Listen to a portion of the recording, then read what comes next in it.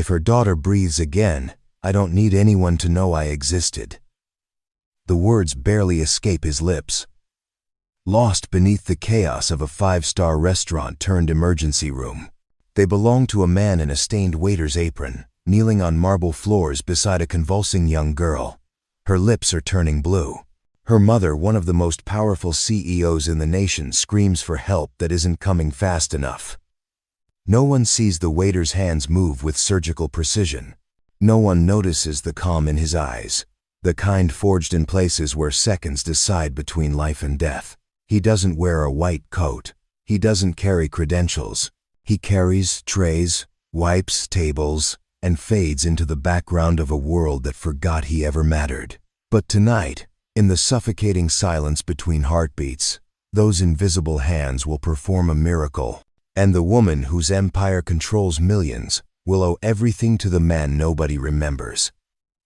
Before we jump back in, tell us where you're tuning in from, and if this story touches you, make sure you're subscribed, because tomorrow, I've saved something extra special for you. The dining room of Billionaire glittered like a jewelry box turned inside out. Crystal chandeliers cast fractured rainbows across white tablecloths. Silverware clinked in perfect rhythm, with murmured conversations about mergers, acquisitions, and stock portfolios that could buy small nations. The restaurant sat on the 42nd floor of the Apex Tower in downtown Ashford, offering views of the city that made even billionaires pause to admire. It was the kind of place where reservations required 3 months' notice and a last name that opened doors. The kind of place where waiters moved like shadows, present but unseen, their hands steady as they poured wine worth more than their monthly rent. Bryce Chambers moved through that glittering world like a ghost. His black vest was pressed crisp, his white shirt spotless despite the grueling double shift. His jaw carried the shadow of stubble he hadn't had time to shave, and his eyes held the particular exhaustion of a man who worked 3 jobs to keep a roof over his daughter's head. He was 38 but looked older, his hands calloused not just from carrying trays but from years of labor that had nothing to do with fine dining. No one looked at him directly, not the executives debating quarterly earnings at table 7. Not the socialites laughing over champagne at table 12. He was furniture with a pulse, a necessity they'd forget the moment they signed their checks. But Bryce had learned long ago that invisibility had its advantages. It meant no one asked questions. No one dug into his past. No one wondered why a man with his skills was serving lobster bisque instead of saving lives. Table 18 was different tonight. Chloe Martinez sat with her back straight as a blade, her burgundy dress tailored to perfection, her dark hair swept into an elegant twist. She was 34 and commanded Novatech Industries, a tech empire that had revolutionized artificial intelligence and data security. Forbes had called her the Titan of Tomorrow. Her net worth was estimated at $4 billion, though rumors suggested it was higher. Beside her sat her daughter, Zoe, 10 years old, with her mother's sharp eyes and a smile that could light up boardrooms. The girl wore a navy dress with white trim, her hair braided with small silver clips that caught the light. She swung her legs beneath the table, bored by adult conversation but too polite to complain. "Mom, can I order the steak?" Zoe asked, leaning over the menu that was almost as tall as she was. Chloe glanced up from her phone, where she'd been answering emails between courses. Her expression softened, the CEO mask slipping just slightly. "Of course, sweetheart. But cut it into small pieces, okay? Chew slowly." I know," Zoe said with the exasperation of someone who'd heard the same instruction 1,000 times. Bryce approached the table with practiced silence, his notepad ready. "Good evening. May I take your order?" Chloe barely glanced at him. "The salmon, grilled. No butter. And sparkling water. Not tap." "Certainly. And for the young lady?" "Filet mignon, medium rare," Zoe announced proudly, as if ordering steak was a mark of maturity. Bryce nodded, jotting it down. "Excellent choice. I'll have that out shortly." He turned to leave, but something made him pause. A flicker of instinct, the kind that had kept him alive in places where hesitation meant death. He glanced back at Zoe, at the way she fidgeted with her napkin, at the slight flush in her cheeks. Then the moment passed, and he walked away. The kitchen was chaos incarnate. Flames roared from stovetops. Chefs barked orders in 3 languages. Plates clattered. Bryce moved through it mechanically, clipping the order to the line and grabbing 2 waters for table 9. 30 minutes later, he returned, with their meals on a silver tray. The salmon glistened under herb garnish. The steak was perfectly seared, pink in the center, surrounded by roasted vegetables and a small ramekin of peppercorn sauce. "Enjoy your meal," Bryce said, setting the plates down with the careful precision of someone who understood that presentation mattered in places like this. Chloe didn't respond. She was already back on her phone, her fork moving automatically from plate to mouth while her eyes scanned a contract. Zoe, however, attacked her steak with enthusiasm. She cut a large piece, bigger than she should have, and popped it into her mouth. Bryce was halfway across the dining room when he heard it.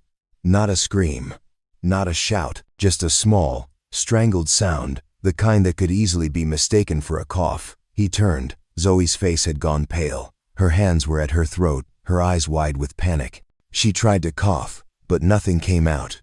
No air, no sound, just terror. Chloe looked up from her phone, confusion flickering across her face. "Zoe? What's wrong?" The girl's lips were turning blue. Time fractured. The dining room continued its elegant hum, oblivious. A woman laughed at table 6. A man raised his glass in a toast at table 14. The pianist in the corner played something soft and French. But Bryce saw everything with the clarity of someone who had trained for moments like this, who had lived through them in places far deadlier than a 5-star restaurant. He moved, not quickly enough to draw attention, but with purpose. He crossed the dining room in seconds, his body already calculating angles, outcomes, risks. Chloe had risen from her seat, her voice climbing into panic. "Someone help, she's choking. Somebody do something." A waiter rushed toward the phone to call 911. A manager appeared, wringing his hands uselessly. Diners turned in their seats, murmuring with the kind of concern that stayed safely behind their tables. Bryce knelt beside Zoe's chair. "I need you to trust me," he said quietly, his voice steady as stone. Chloe whirled on him, her eyes wild. "Who are you? Get a doctor. Get someone who knows." "I know," Bryce said simply.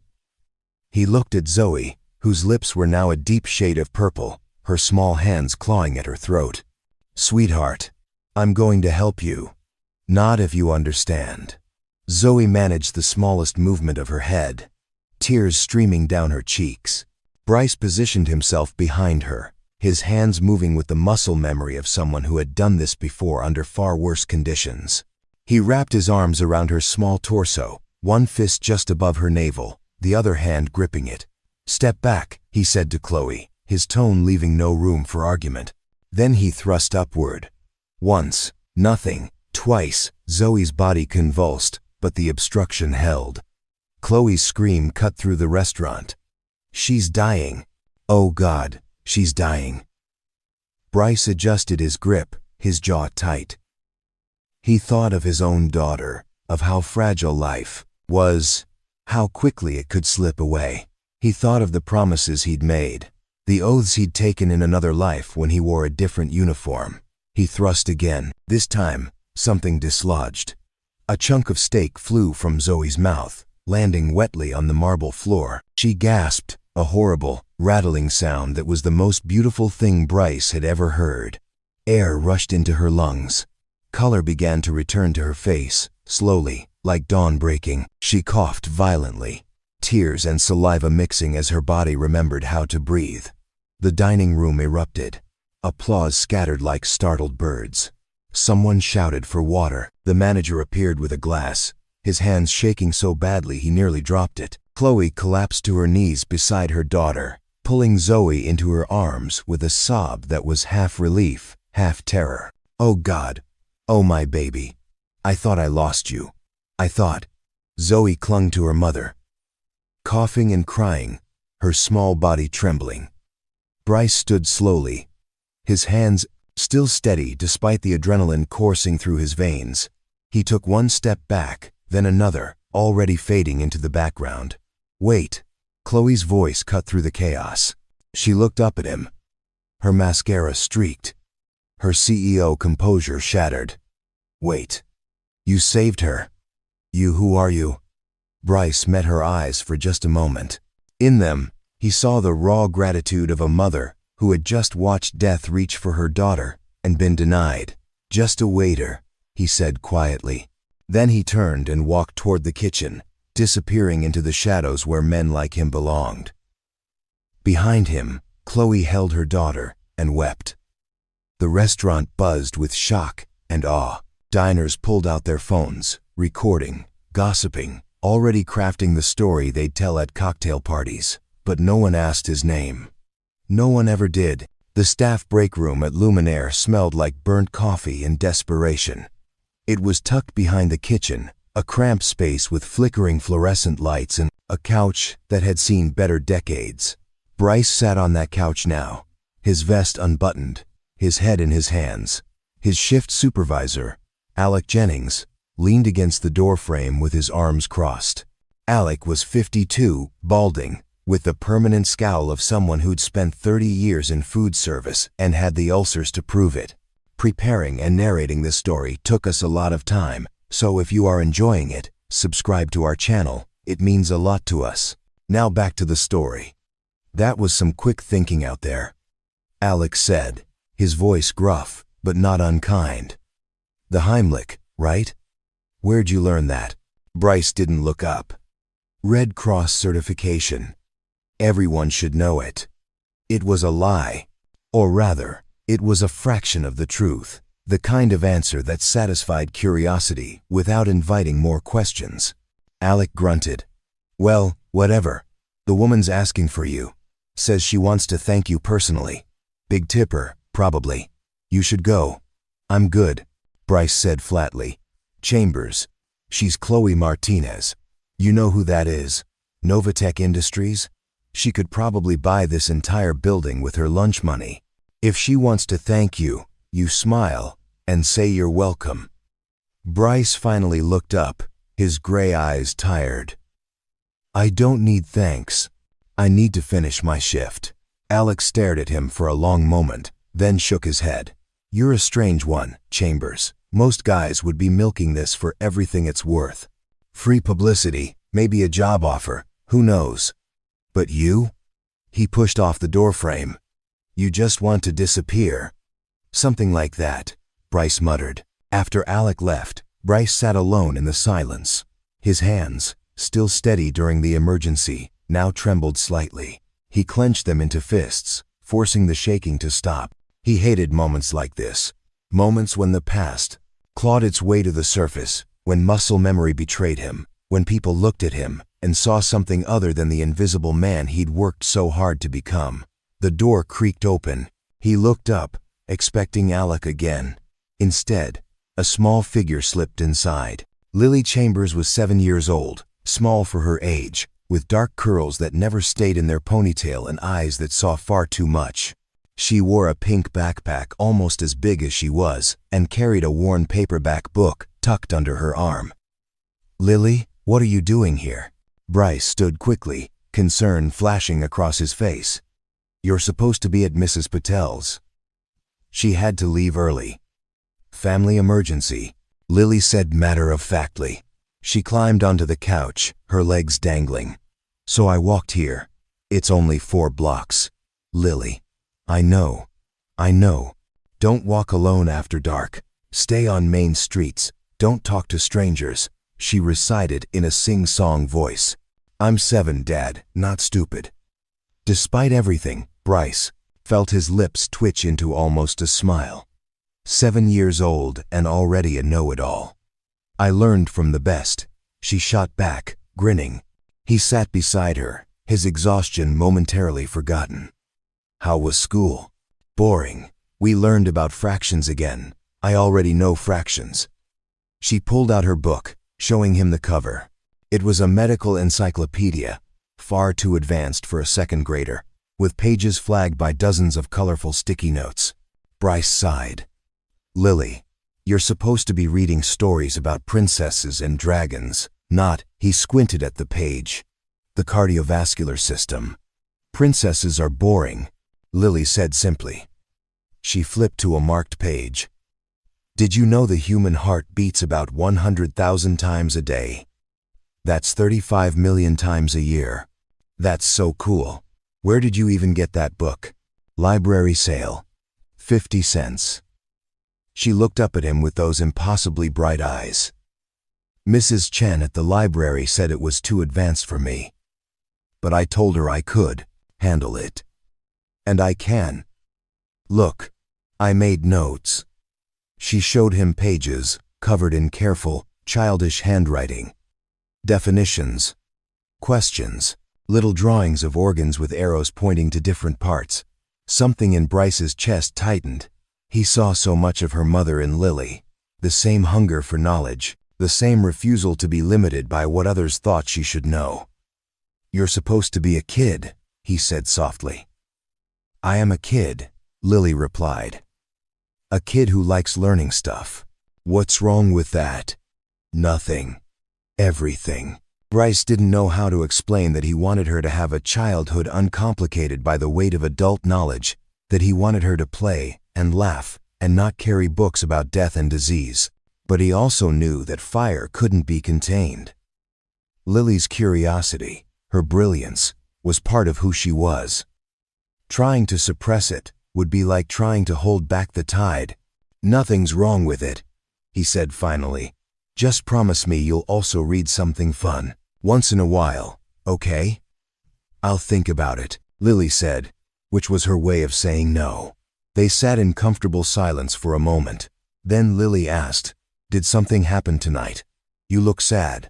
Bryce hesitated. He'd never told Lily the full truth about his past. She knew he'd been in the service, knew he'd trained as a medic, knew they'd moved to Ashford 3 years ago and started over, but she didn't know why.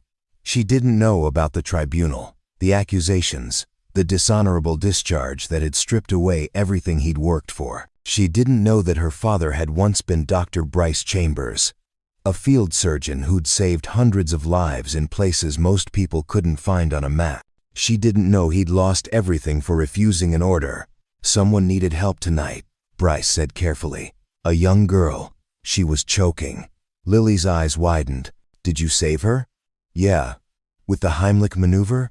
How do you know about— He stopped, shaking his head. Never mind. Yes, with the Heimlich. Lily beamed with pride. That's so cool, Dad. You're like a superhero. I'm a waiter, sweetheart. You're a waiter who saves people, she corrected. She leaned against his shoulder, her voice going quiet. I bet Mom would be proud. The words hit him harder than any punch. He closed his eyes, throat tight. Lily's mother, Sarah, had died 4 years ago. Cancer, swift and merciless. She'd been a physician herself, working in underserved communities, believing medicine was a calling, not a career. She'd left Lily her medical books, her stethoscope, and a letter Bryce had sealed away until Lily was old enough to understand it. Yeah, Bryce managed. Yeah, she would be.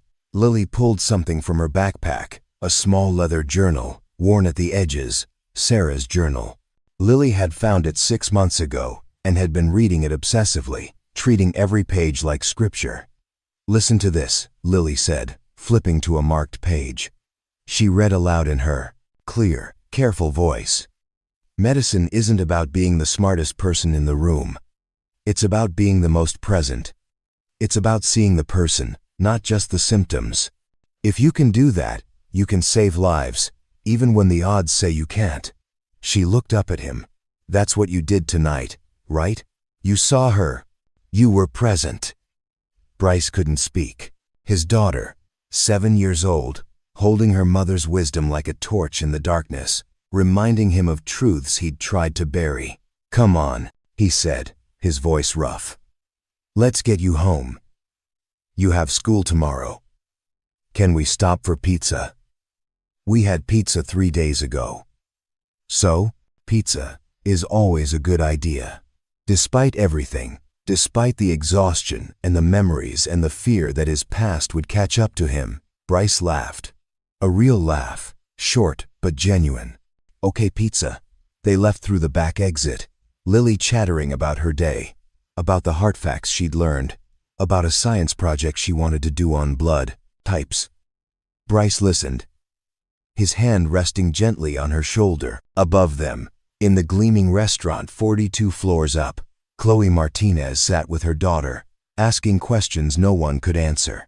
Who was he? Where did he come from? Why did he disappear? But down here, in the streets of Ashford where streetlights flickered and taxi horns blared, Bryce Chambers was just a tired father walking home with his brilliant, beautiful daughter, invisible to the world that had forgotten him.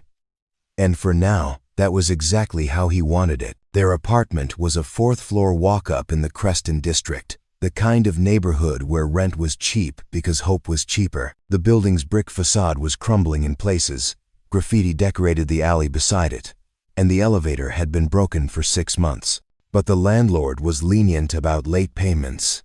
The neighbors mostly kept to themselves, and it was close enough to Lily's school that she could walk there safely.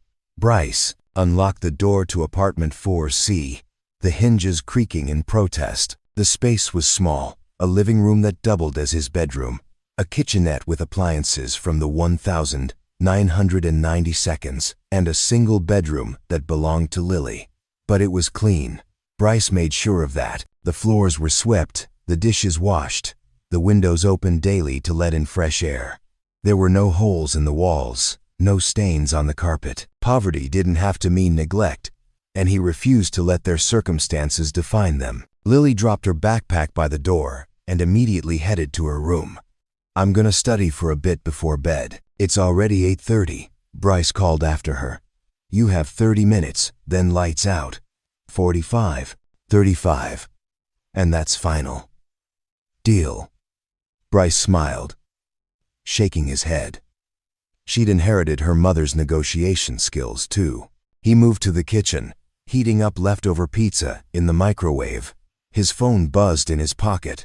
He pulled it out, expecting a text from Alec about tomorrow's shift. Instead, it was from an unknown number. This is Chloe Martinez. I got your number from your employer. I'd like to speak with you. Please call me at your earliest convenience.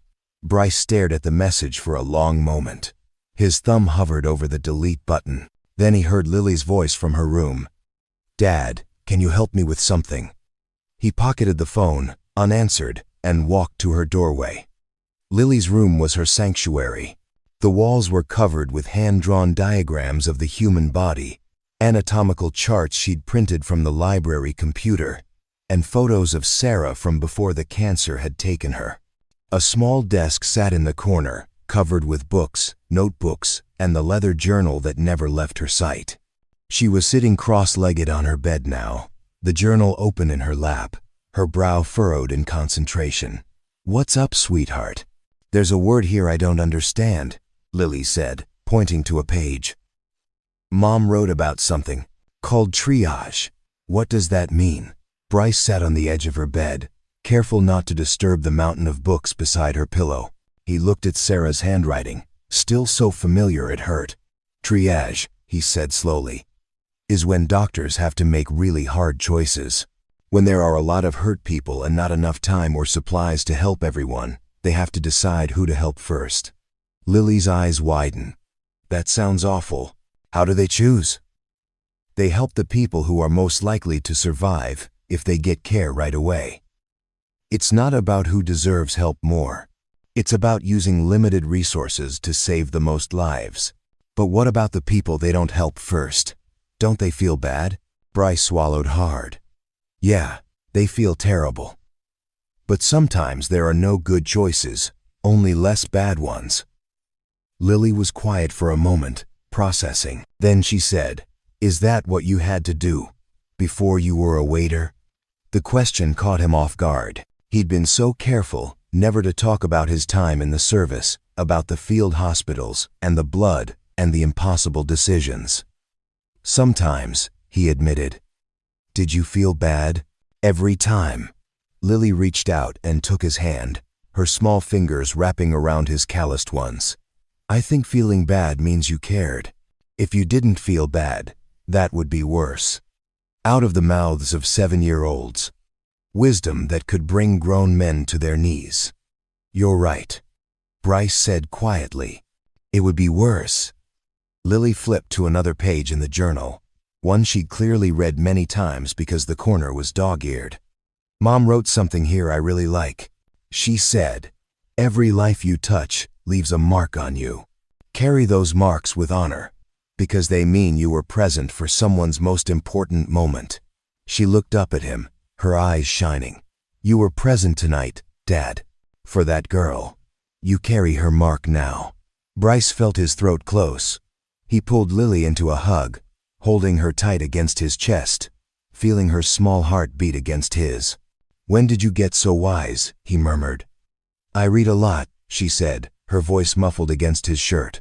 Plus, I have a really good teacher. They stayed like that for a moment, father and daughter, bound by love and loss, and the legacy of a woman who had believed medicine was sacred. Finally, Bryce pulled back, brushing a curl from Lily's forehead. All right, time for bed. We've got a big day tomorrow. What's tomorrow? School. Work. The usual. Lily made a face, but didn't argue.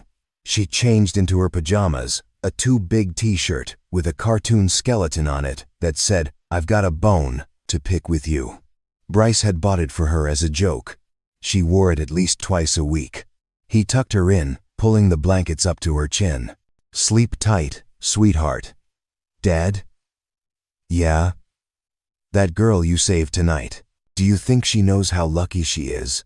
Bryce thought about Chloe Martinez, about the terror in her eyes, about how close she'd come to losing everything that mattered. I think she does now, he said. Lily smiled, satisfied, and closed her eyes. Within minutes, her breathing deepened into sleep. Bryce stood in the doorway for a long time, watching her, this small, brilliant, fierce person who carried her mother's journal like a map to the future, who asked questions that cut to the heart of things, who saw him not as a failed doctor or a disgraced soldier, but as a father who saved people.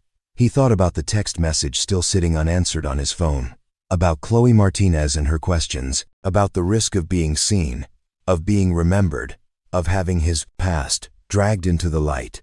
Then he looked at Lily, sleeping peacefully with Sarah's journal on her nightstand, and he knew exactly why he stayed invisible. Because this mattered more than recognition. This tiny apartment, this extraordinary daughter, this quiet life they'd built from the ashes of everything he'd lost.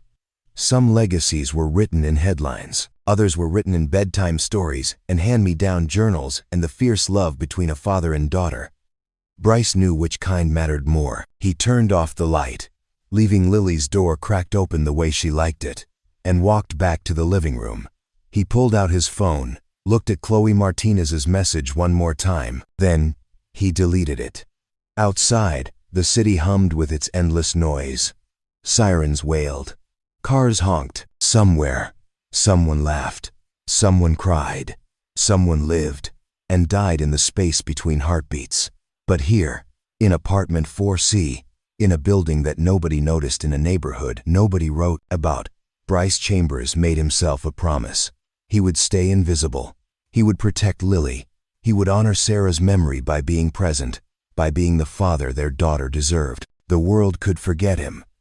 As long as Lily remembered, that was enough.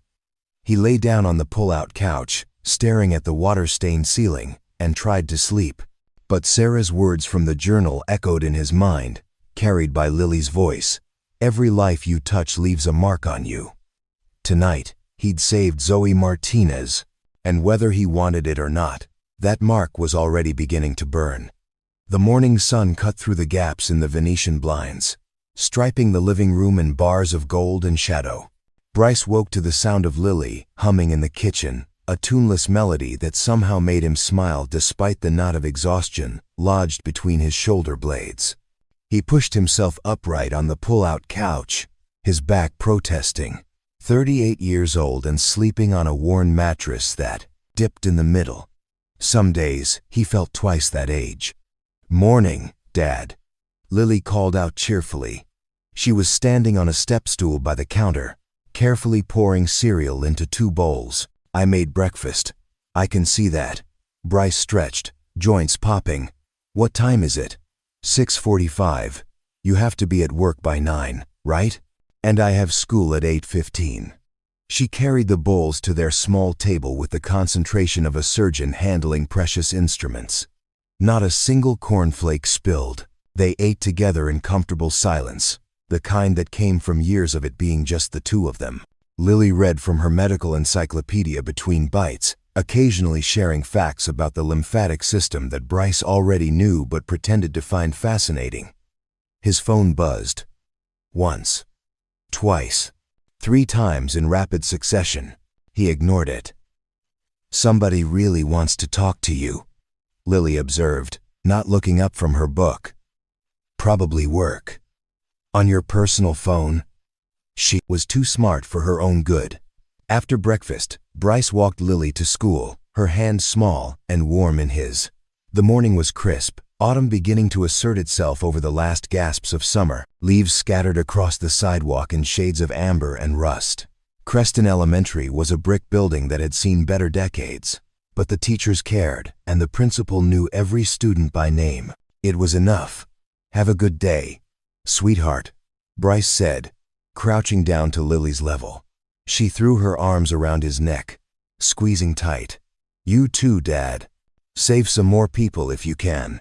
He watched her skip through the school gates, her backpack bouncing, her curls catching the light. She turned once to wave, and he waved back, his chest tight with a love so fierce it sometimes scared him. Then he pulled out his phone. 7 missed calls. All from the same unknown number, 3 voicemails, 2 text messages. He recognized the number now. Chloe Martinez. Against his better judgment, he opened the first voicemail. "Mr. Chambers, this is Chloe Martinez.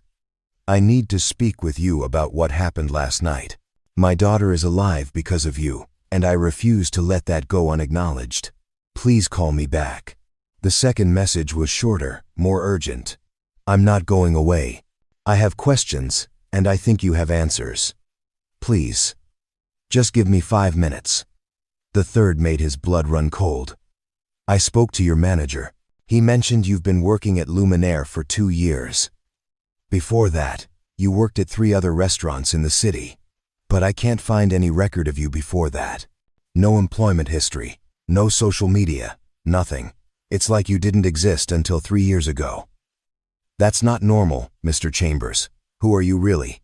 He deleted all 3 messages, his jaw clenched. This was exactly what he'd been afraid of. Attention. Questions. Someone digging into a past he'd spent years burying. The text messages were more of the same.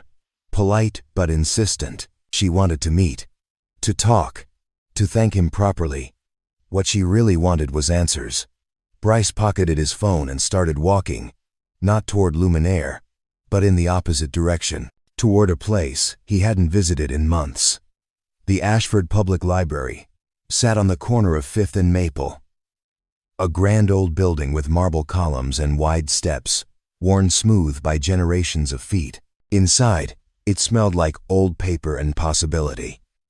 He found an empty computer terminal in the back corner and logged in with the guest account. His fingers hovered over the keyboard for a moment before he typed in his own name.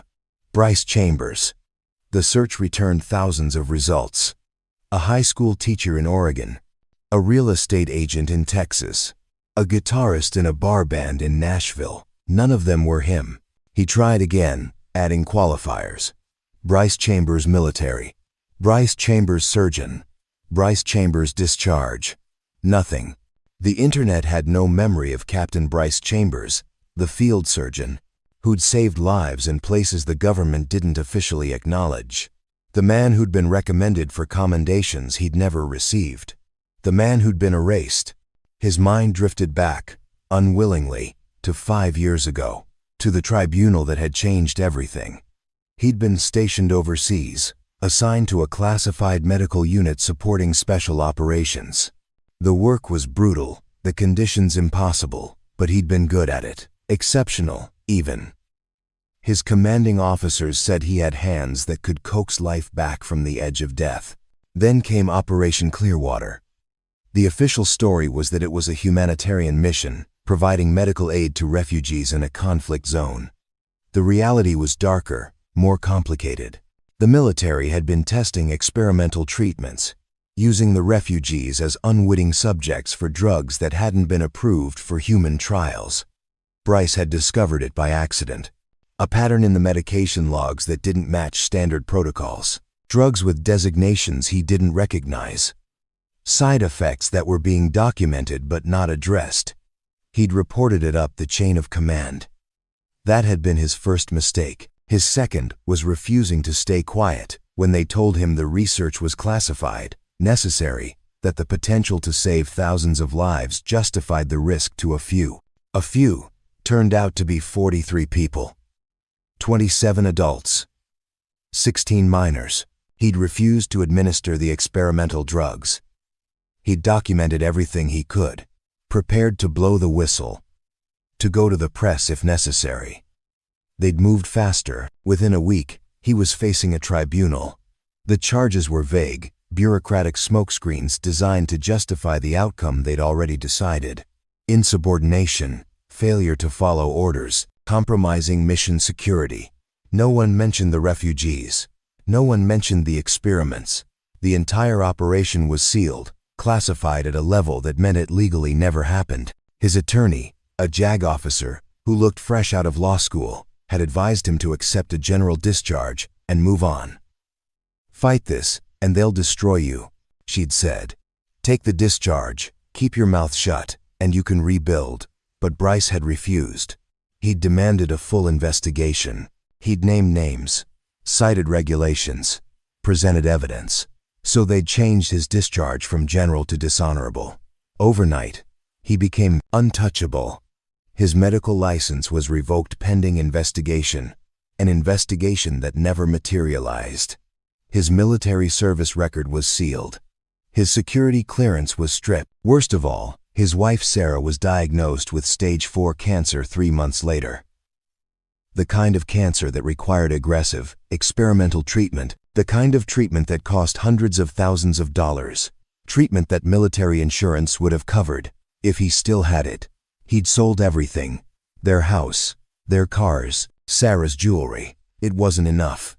The bills mounted, the cancer spread, and on a cold February morning, Sarah had squeezed his hand and whispered, "Take care of our girl," and then she was gone. After the funeral, Bryce had looked at Lily, 4 years old and clutching her mother's journal, and he'd made a decision. He would disappear. He'd changed cities, found work that didn't require background checks, places where cash was still king and questions weren't asked. Restaurants, warehouses, construction sites, anywhere he could fade into the background and keep Lily fed, clothed, safe. For 3 years, it had worked. Until last night, until Chloe Martinez.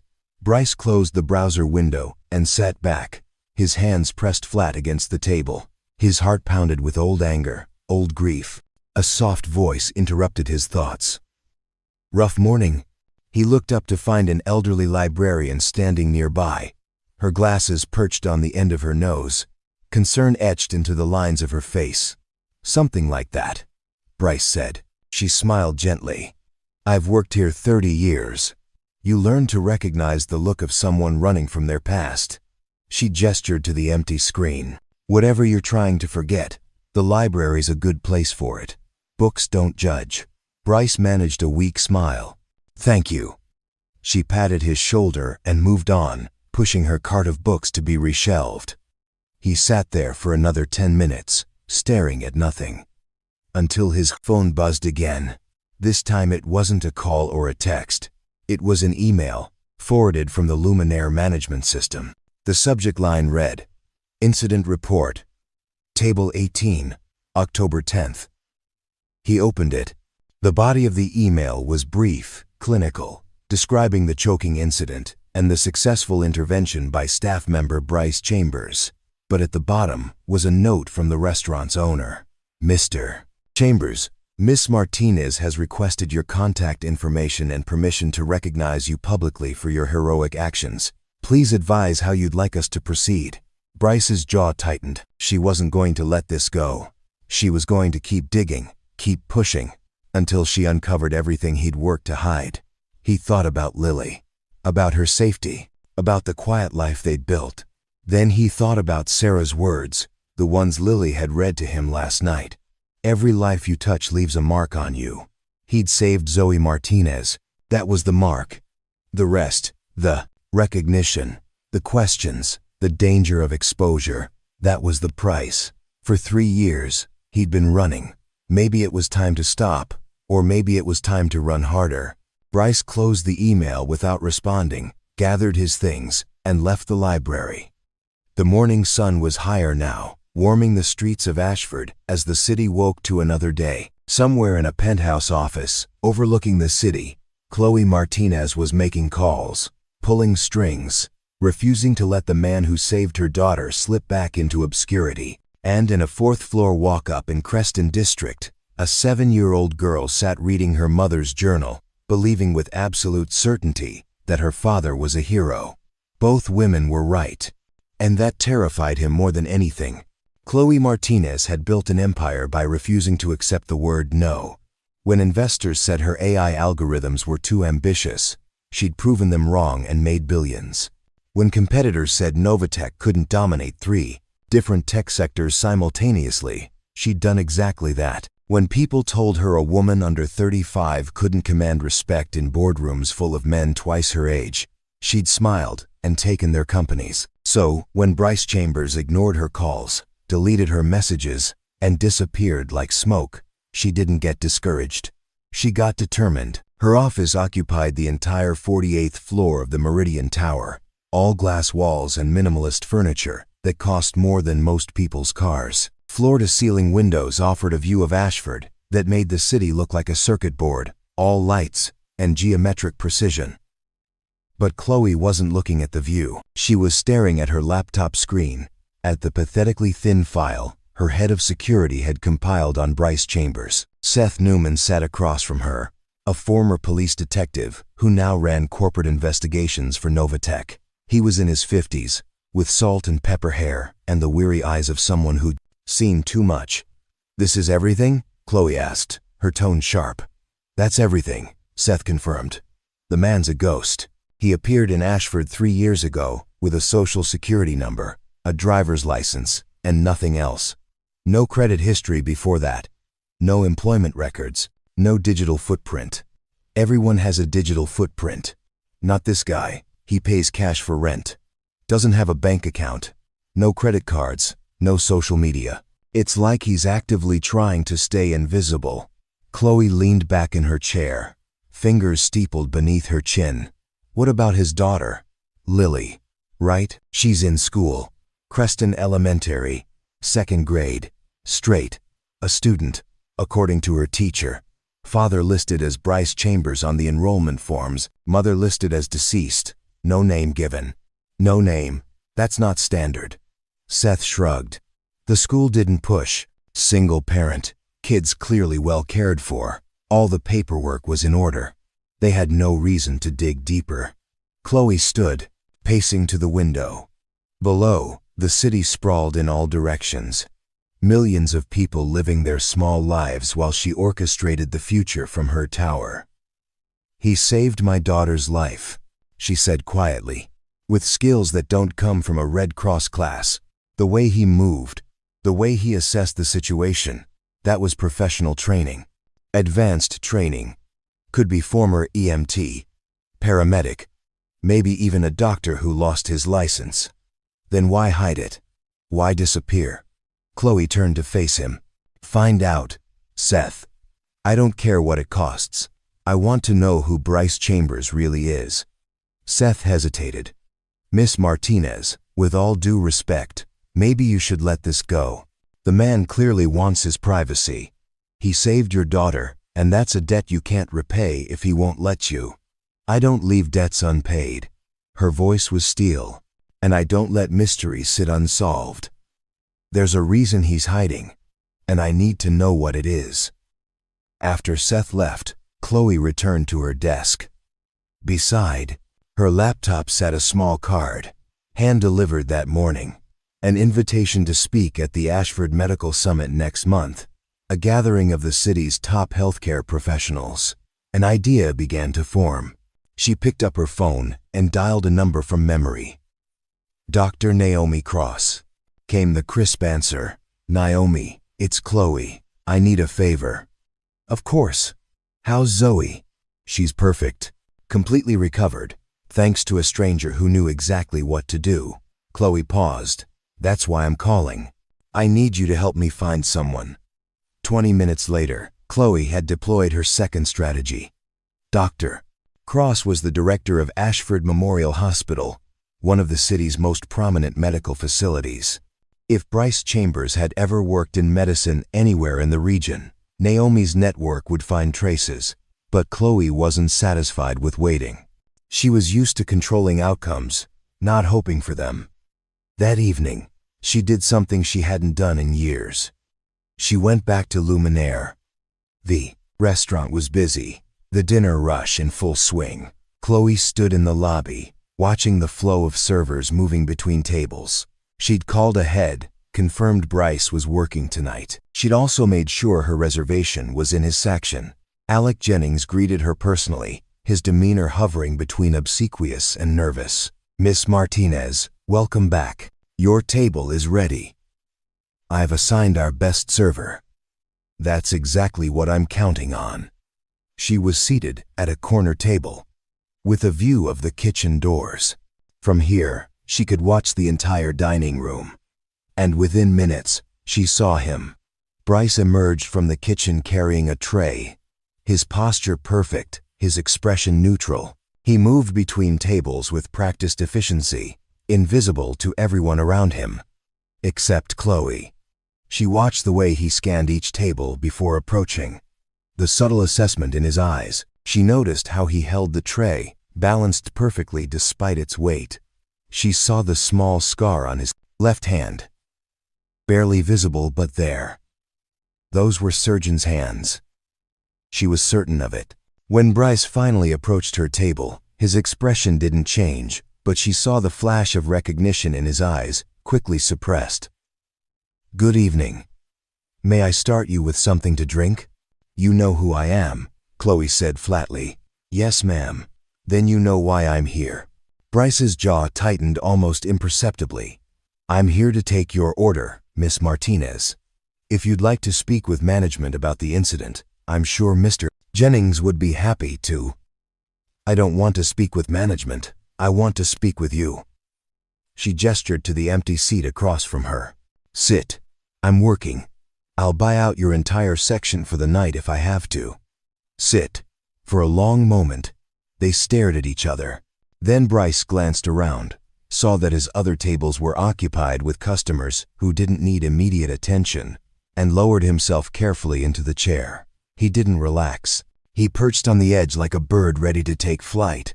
"5 minutes," he said quietly. Chloe leaned forward. "Who are you?" "I'm a waiter." "You're not just a waiter. The way you handled that emergency, that was professional medical training. Advanced training. Where did you learn it?" "Pakes. Tex. And of Pakes. I'm a waiter. I took a first aid course. Don't insult my intelligence." Her voice was sharp. "I've spent the last 3 days trying to find information about you. Do you know what I found? Nothing. You don't exist before 3 years ago. No history. No records. No trail. That's not accidental. You're hiding." Bryce's expression remained neutral, but his hands clenched briefly before he forced them to relax. "I value my privacy." "Why?" "That's none of your business. You saved my daughter's life. That makes it my business." "No," Bryce said quietly. "It doesn't. I did what anyone would have done, what anyone should have done. That doesn't give you the right to interrogate me." Chloe sat back, studying him. She recognized the look in his eyes. She'd seen it before in people who'd been burned, who'd learned that trust was a luxury they couldn't afford. She softened her tone, just slightly. "I'm not trying to invade your privacy, Mr. Chambers. I'm trying to understand. My daughter almost died in front of me, and a stranger with no reason to help saved her life. I need to know why. I need to know who you are." "I'm nobody," Bryce said. "I'm exactly what I appear to be. A single father working to support his daughter. That's all." "You have a daughter." He stood abruptly. "This conversation is over." "Wait, please, I didn't mean." But Bryce was already walking away, his shoulders rigid, disappearing into the kitchen. Chloe sat alone at the table, frustration building in her chest. She'd handled this wrong, pushed too hard, too fast. But she'd learned something valuable. He had a daughter, someone he was protecting. That's why he stayed invisible. The question was, protecting her from what? Chloe pulled out her phone and sent a text to Seth. "Expand the search. Focus on the daughter. School records, medical records, anything you can find legally. And be discreet." She paid for a meal she hadn't ordered and left the restaurant, her mind already working through the puzzle. Bryce Chambers was hiding, but everyone who hid was running from something. And Chloe had built her career on solving impossible problems. This was just another problem, another mystery to unravel. And she would unravel it, even if it meant pulling apart every thread until the truth lay bare. Because she'd meant what she said. She didn't leave debts unpaid. And the debt she owed Bryce Chambers was one she intended to repay, whether he wanted her to or not. Bryce made it through the rest of his shift on autopilot. He delivered meals he didn't remember plating, smiled at customers whose faces blurred together, collected tips he shoved into his pocket without counting. His mind was elsewhere, replaying the conversation with Chloe Martinez, calculating risks, measuring threats. She was investigating him. She'd said as much, and if she dug deep enough, asked the right questions, pulled the right strings, she'd eventually uncover the truth. The dishonorable discharge, the sealed records, the reason he'd vanished. And then what? Would the people who'd buried him come back to finish the job? Would they go after Lily to ensure his silence? The thoughts spiraled as he cleaned his section, cashed out his tips, and slipped out the back door into the alley behind Luminaire. The night air was cool, carrying the smell of rain that hadn't fallen yet. He was halfway down the alley when a figure stepped out from beside a dumpster. Bryce's body reacted before his mind caught up. He dropped into a defensive stance, weight balanced, hands raised. Then he recognized her. Lily stood in the shadows, her pink backpack slung over one shoulder, her face illuminated by the dim glow of a streetlight. "Lily, what the hell are you doing here?" His voice came out sharper than he intended, fear masquerading as anger. "I needed to talk to you," she said calmly, as if it were perfectly normal for a 7-year-old to be wandering downtown Ashford at 10 o'clock at night. "You're supposed to be at home, with Mrs. Patel." Mrs. Patel fell asleep watching her shows at 8:30. "I left her a note." Bryce closed the distance between them in 3 strides, crouching down to her level. His hands gripped her shoulders, not hard, just firm enough to ground them both. "Lily, you can't do this. It's not safe. I took the bus. I stayed on the main streets. I didn't talk to anyone weird." She recited the rules he drilled into her, her voice matter of fact. "And I needed to see you because something's wrong, and you're not telling me what it is." He wanted to argue, to lecture her about responsibility and safety and all the things 7-year-olds shouldn't have to worry about, but one look at her face, at those eyes that saw too much, stopped him. She knew. Somehow, she always knew. "Come on," he said quietly, standing and taking her hand. "Let's go home." They rode the bus in silence, Lily pressed against his side, her backpack between her feet. The other passengers barely glanced at them, another tired parent and sleepy offspring among dozens, making the late-night commute. Back at apartment 4C, Bryce locked the door behind them and turned to find Lily sitting on the couch, hands folded in her lap, Sarah's journal beside her. She looked so much like her mother in that moment that his heart twisted. "Talk," Lily said simply. "Lily." "Dad." "I'm not stupid. Someone came to the restaurant tonight asking about you. I heard Mrs. Patel talking to her friend on the phone. She said a fancy lady in an expensive car came by asking questions about the waiter with the daughter." Lily's eyes narrowed. "That's the lady whose daughter you saved, isn't it?" Bryce sank into the chair across from her, suddenly exhausted. "Yes. And now she's looking for you." "Yes." "Why?" "Because she wants to thank me, to help me. She thinks she owes me something." "Don't you want help? We live in a tiny apartment, and you work 3 jobs, and I know you're tired all the time, even though you pretend you're not." The observation landed like a punch.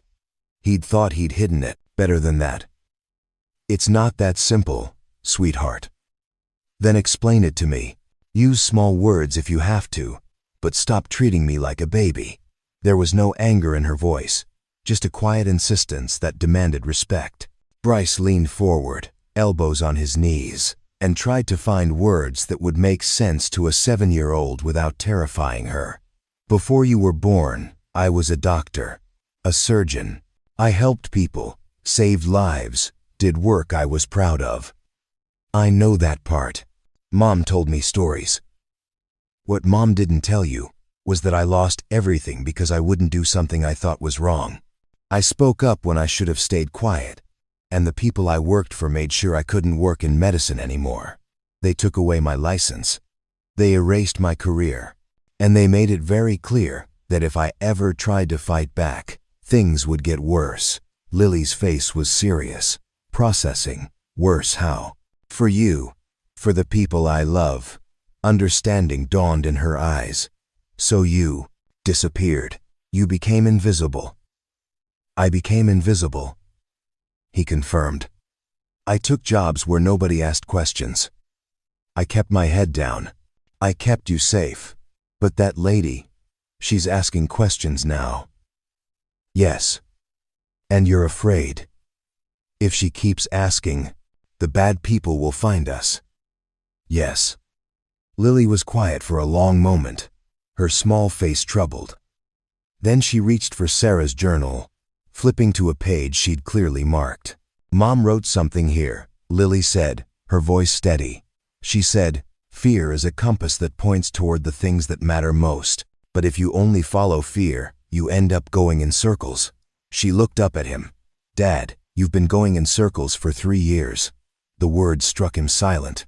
"That girl you saved, she matters, right? Her life matters." "Of course. And the lady who's looking for you, she's not a bad person. She's a mom whose daughter almost died.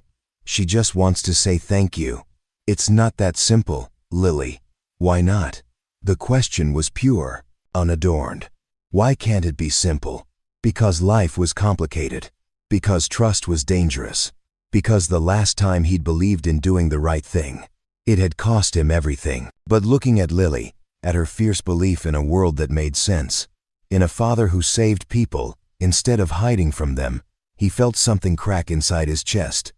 "What do you think I should do?" he asked quietly. Lily closed the journal carefully, her small hands reverent. "I think Mom would want you to stop being afraid. I think she'd want you to let someone help us for once." "And what do you want?" She met his eyes, and in that moment, she looked far older than 7. "I want my dad to stop feeling like he has to carry everything alone. I want you to remember that saving people is who you are, not just what you used to do." Her voice softened. "And I want to stop pretending we're okay when we're barely getting by." The confession hung in the air between them.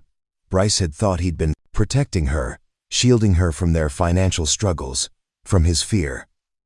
But Lily had known all along. She'd carried it with him, silently, because that's what children did. They carried their parents' burdens and pretended they didn't notice the weight. Bryce stood, crossed to the couch, and pulled Lily into his arms. She wrapped herself around him, small but strong, and he buried his face in her curls. "When did you get so wise?" he whispered. "I read a lot," she said against his shoulder. "Plus, I have a really good dad who taught me that helping people is always worth it, even when it's scary. They stayed like that for a long time, father and daughter, bound by love and loss, and the impossible courage of a child who believed her father was a hero. Finally, Bryce pulled back, brushing tears from his eyes. Okay, I'll talk to her, but if anything goes wrong, if I even suspect we're in danger, we disappear. Deal? Deal, Lily agreed. He pulled out his phone, stared at Chloe Martinez's number, and before he could change his mind, pressed call. She answered on the first ring. Mr. Chambers? Yes. You want to talk? Fine. Tomorrow. Noon. Ashford Central Park. East entrance. Come alone. I'll be there. And Miss Martinez, if this puts my daughter in danger, you'll never see me again. Understood? Understood. He hung up before she could say anything else. Lily smiled at him, proud and hopeful. See?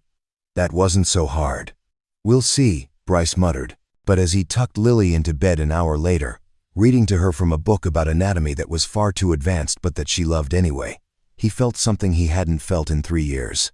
Not quite hope, but maybe the distant possibility of it. And for now, with his daughter safe and the night quiet around them, that was enough. Ashford Central Park stretched across 15 acres of manicured green in the heart of downtown, an oasis of grass and old oaks surrounded by steel and glass. Bryce arrived early, watching from a bench near the east entrance as joggers passed and mothers pushed strollers along winding paths.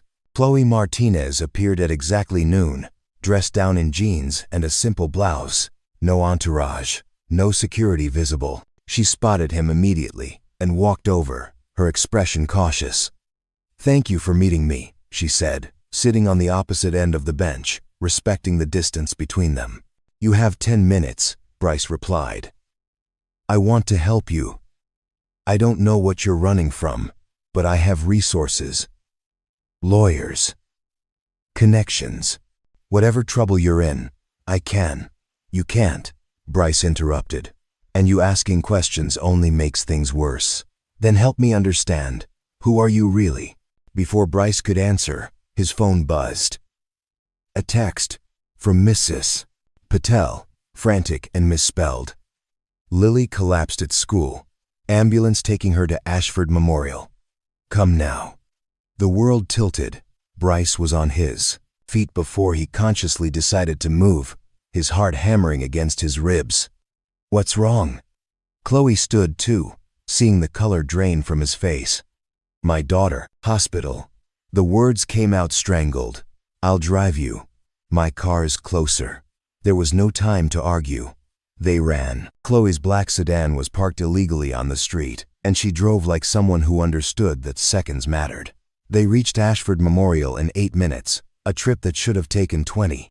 Bryce burst through the emergency room doors, Chloe right behind him. A nurse intercepted them. Lily Chambers. Room 7. Are you family? I'm her father. The nurse's expression softened. She's stable now, but it was close. Severe allergic reaction. Her teacher said she shared a snack with another student. Peanuts. Bryce's blood ran cold. Lily wasn't allergic to peanuts. She'd never been allergic to anything. He pushed past the nurse into room 7. Lily lay on the examination table, an oxygen mask over her face, her skin pale but her eyes open. When she saw him, tears spilled down her cheeks. Dad, she whispered through the mask. He was at her side instantly, taking her small hand. I'm here, sweetheart, I'm right here. A young doctor entered, looking harried. Mr. Chambers, I'm Dr. Shaw. Your daughter experienced anaphylaxis. We administered epinephrine and she's responding well. But we need to run more tests to understand what triggered it. Bryce's trained eye scanned the monitors, the IV line, the medications listed on the chart. Something was wrong. The dosage of epinephrine was too high for a child Lily's size. Stop, he said sharply. Dr. Shaw blinked. Excuse me? The epinephrine dosage. It's calculated for an adult, not a child her weight. You're going to send her into cardiac arrest. Sir, I appreciate your concern, but I'm not concerned, I'm certain. Check your math. Her weight is 48 pounds. The standard dose is 0.3 milligrams. You've ordered 0.5. Dr. Shaw's face went white. He grabbed the chart, recalculating frantically. Oh my God, you're right. He rushed to the fore, adjusting the flow, his hands shaking. How did you know that? Bryce didn't answer. He was watching Lily's monitor, watching her heart rate stabilize, watching his daughter come back from the edge. Behind him, Chloe stood in the doorway, her eyes wide. She'd heard everything. She'd seen the way Bryce moved, the authority in his voice, the knowledge that came not from Google but from years of training. You're a doctor, she breathed. Bryce ignored her, focused entirely on Lily. You're okay, sweetheart. You're going to be okay. Lily's small voice came through the mask. I told you helping people is who you are. And in that moment, with his daughter alive and the truth exposed, Bryce realized she'd been right all along. The hospital hallway buzzed with activity, but inside room 7, time seemed suspended. Lily slept peacefully now, her breathing steady, color returning to her cheeks. Bryce sat in a chair pulled close to her bed, his hand wrapped around hers. Chloe stood by the window, giving them space but not leaving. She'd stayed through all of it, watching Bryce work with the medical staff, seeing the respect that crept into their eyes when they realized he knew more than he should. You saved her life twice, Chloe said quietly. First, my daughter, now yours. Any father would have done the same. Any father wouldn't have known about epinephrine dosages by weight. She turned to face him. You were a surgeon, weren't you? Military, based on how you move. Bryce's jaw tightened. Does it matter? It matters to me. It matters because I've been trying to figure out who you are. And now I think I understand. You weren't running from something. You were protecting someone. Before Bryce could respond, the door opened. An older man in a security uniform stepped inside. His weathered face breaking into a smile when he saw Bryce. Captain Chambers? Sir, is that really you? Bryce's head snapped up, shock flashing across his features. Henderson, the security guard, Anthony White by his name tag, crossed the room with surprising speed for a man in his 60s. I heard the nurses talking about a man who caught a dosage error, knew the exact calculations. I thought, no way, but I had to check. Sir, I served under you in Afghanistan, 3rd Battalion Medical Unit. Bryce stood slowly, memories flooding back. Sergeant Henderson, what are you doing here? Working security, sir. Been here 5 years since I retired. Anthony's eyes were bright with emotion. You saved my life once, you know. Took shrapnel in the shoulder. You operated under fire. Told me I'd make it home to see my grandkids. You were right. I was just doing my job. You were doing more than that, sir. We all knew what you did. How you stood up when they tried to make us do things that weren't right. You lost everything because you had a conscience. Anthony's voice carried through the hallway, and nurses passing by slowed, listening. And here you are, still saving lives, even after they tried to erase you. Chloe's expression shifted as understanding dawned. They court-martialed you for refusing orders, for refusing to experiment on refugees. Bryce said quietly, for refusing to turn medicine into a weapon. The hallway had gone silent. Doctors, nurses, patients, all listening now. Anthony stood straighter, and despite his age, despite the years, he snapped to attention and saluted. Captain Bryce Chambers, it's been an honor, sir. Then and now. Slowly, with tears in his eyes, Bryce returned the salute. The gesture rippled through the hallway. A young nurse began clapping. Then another. Within seconds, the applause spread, filling the corridor with sound. Lily stirred, her eyes fluttering open. Dad, what's happening? Bryce sat back down, taking her hand. Nothing, sweetheart. Just people being kind. But Lily saw Anthony's salute, saw the respect in the faces around them, and she smiled. They see you now. They finally see you. 3 days later, Chloe sat in her office, but her mind was elsewhere. On her desk lay a folder Seth had delivered that morning, the culmination of his investigation into Bryce Chambers. The truth was worse than she'd imagined. Captain Bryce Chambers had been one of the military's most decorated field surgeons. He'd saved hundreds of lives, earned commendations, been recommended for honors that were never awarded. Then he discovered Operation Clearwater, a classified program using refugees as test subjects for experimental medications. He'd reported it. He'd refused to participate, and for that, they destroyed him. Dishonorable discharge. Medical license revoked. His wife's cancer treatment denied by military insurance. She died 3 months after his discharge. Chloe's hands trembled as she read the final page. The program had been funded through a grant from Nova Tech Industries, routed through a subsidiary she'd personally approved 5 years ago. She'd funded the program that had destroyed Bryce Chambers. The realization hit her like a physical blow. She stood abruptly, pacing to the window, bile rising in her throat. She'd been so focused on growth, on expansion, on proving herself in a male-dominated industry, that she hadn't questioned where the money went or what it funded. She'd signed the authorization without reading the details, trusting her board, trusting the system. And in doing so, she'd become complicit in the very thing Bryce had sacrificed everything to stop. Her phone buzzed. A text from her assistant. Board meeting in 10 minutes. Budget approvals for Q4. Chloe stared at the message, then at the folder on her desk. She thought about Zoe, about how close she'd come to losing her daughter, about how a man who'd lost everything had still chosen to help. She made her decision. The boardroom fell silent when she entered.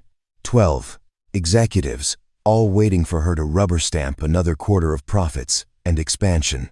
There's been a change, Chloe announced. I'm pulling our funding from all military research programs, effective immediately. The room erupted in protests. That's $12 million in annual revenue. Her CFO sputtered. I don't care. Chloe, be reasonable. These are legal contracts. Legal doesn't mean ethical. Her voice cut through the noise. 5 years ago, I approved funding for a program that used refugees as test subjects. I didn't know the details because I didn't ask. That ends now. She placed the folder on the table. This is the story of a man who lost everything because he refused to be complicit. I won't make his sacrifice meaningless by continuing to fund the system that destroyed him. This will cost us. Someone warned. Good, Chloe said. Some costs are worth paying. The Ashford Medical Summit filled the grand ballroom with doctors, researchers, and healthcare professionals from across the region. Chloe Martinez stood at the podium, her prepared speech abandoned. I'd like to introduce someone, she said instead. A man who reminded me what medicine is supposed to be. Bryce Chambers walked onto the stage, uncomfortable in borrowed dress clothes, Lily holding his hand. The audience applauded politely, confused. This is Captain Bryce Chambers, Chloe continued. He saved my daughter's life, and before that, he saved hundreds of others. He lost his career for refusing to compromise his ethics. He lost everything for standing up when staying silent would have been easier. She turned to Bryce. I can't give you back what was taken, but I can make sure your story is told. Bryce stepped to the microphone, his voice steady. I'm not here for recognition. I'm here because my daughter insisted that good people shouldn't stay hidden. Lily stepped forward, surprising everyone. Her small voice carried through the microphone. My mom wrote that if you save someone by doing what's right, you've already lived forever. My dad proved that. He saved people even when the world forgot him. That's what heroes do. The applause this time was thunderous. Later, as they walked through the park where everything had changed, Lily looked up at her father. Are you still scared? A little, Bryce admitted. But your mom was right. Fear kept pointing me in circles. It's time to walk a straight line. Chloe had established a fund in his name, covering Lily's education and offering support to other whistleblowers who'd lost everything for speaking truth. It wouldn't erase the past, but it was a start. "Do you think people will remember you now?" Lily asked. Bryce looked down at his daughter, at her fierce belief in a world that made sense, and smiled. "I don't need the world to remember me, sweetheart. I just need you to." "I'll always remember," Lily promised. "And I'll make sure everyone knows that good people aren't forgotten. They're just waiting for someone brave enough to call their name." As the sun set over Ashford, a former surgeon, a tech CEO, and a 7-year-old girl who believed in heroes walked together, proving that sometimes the quietest voices carry the loudest truths. And in that moment, invisible became unforgettable. 2 years later, the morning sun filtered through the windows of a modest but comfortable townhouse in the Maple Ridge district of Ashford. The neighborhood was quiet, tree-lined, the kind of place where children rode bikes on sidewalks and neighbors knew each other's names. Bryce stood in the kitchen, preparing breakfast, while Lily sat at the table, now 9 years old and somehow even more brilliant than before. She was reading a medical journal, legitimate subscription paid for by the scholarship fund Chloe had established, making notes in the margins with the same intensity her mother once had. "Dad, did you know that the average human body contains enough iron to make a 3-inch nail?" Lily announced without looking up. "I did know that, actually," Bryce replied, flipping pancakes. "But it's still cool every time you learn it." His phone buzzed. A text from Chloe. "Morning rounds at the clinic start at 9. Zoe wants to know if Lily can come over this weekend. Something about a science project involving volcanoes." Bryce smiled. The friendship between Lily and Zoe had grown into something beautiful. Two brilliant young minds pushing each other toward impossible dreams.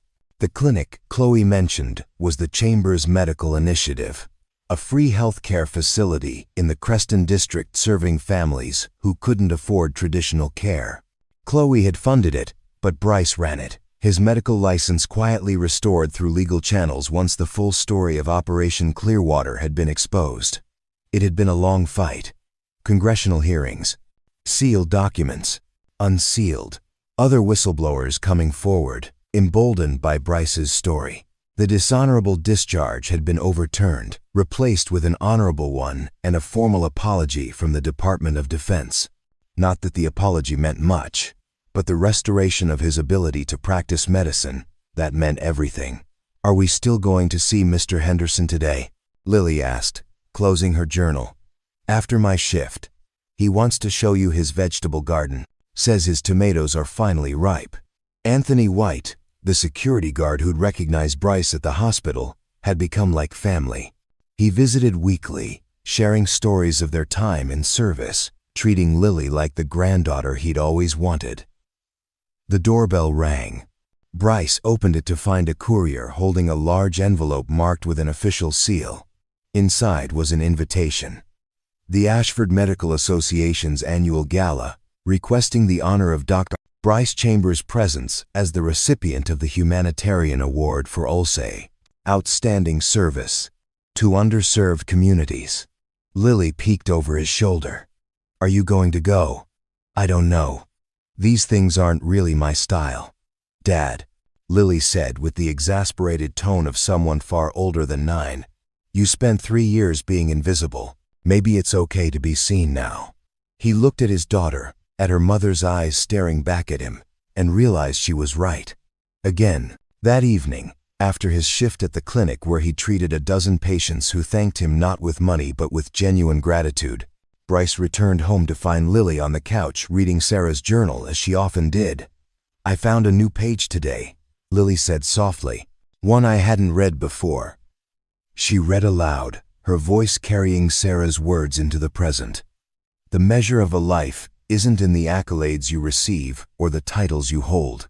It's in the moments when you choose compassion over comfort, truth over safety, and love over fear. If you can do that, even once, you've lived a life worth remembering." Bryce sat beside her, pulling her close. "Your mom was a wise woman." She was. And she chose you because she knew you'd always choose right, even when it cost you everything. Outside, the city of Ashford hummed with its endless motion.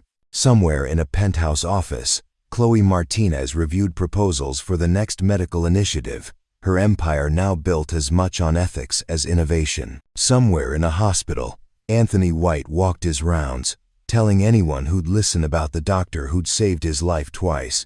And somewhere, in the quiet neighborhoods and busy streets, people whose lives had been touched by one invisible man carried his impact forward. Bryce Chambers had learned that being forgotten and being invisible were different things. One was imposed by others. The other was a choice. He'd chosen to be invisible to protect his daughter, to survive, to endure. But Lily had taught him that some lights are meant to shine, not to illuminate yourself, but to help others find their way in the dark. "I love you, sweetheart," Bryce whispered. "I love you too, Dad. And I'm proud of you." Every single day. In that small townhouse, with his daughter safe beside him and his purpose restored, Bryce Chambers finally understood what Sarah had known all along. Heroes aren't remembered for being perfect. They're remembered for being present. And he was finally, truly, present. Up next, you've got 2 more standout stories right on your screen. If this one hit the mark, you won't want to pass these up. Just click and check them out.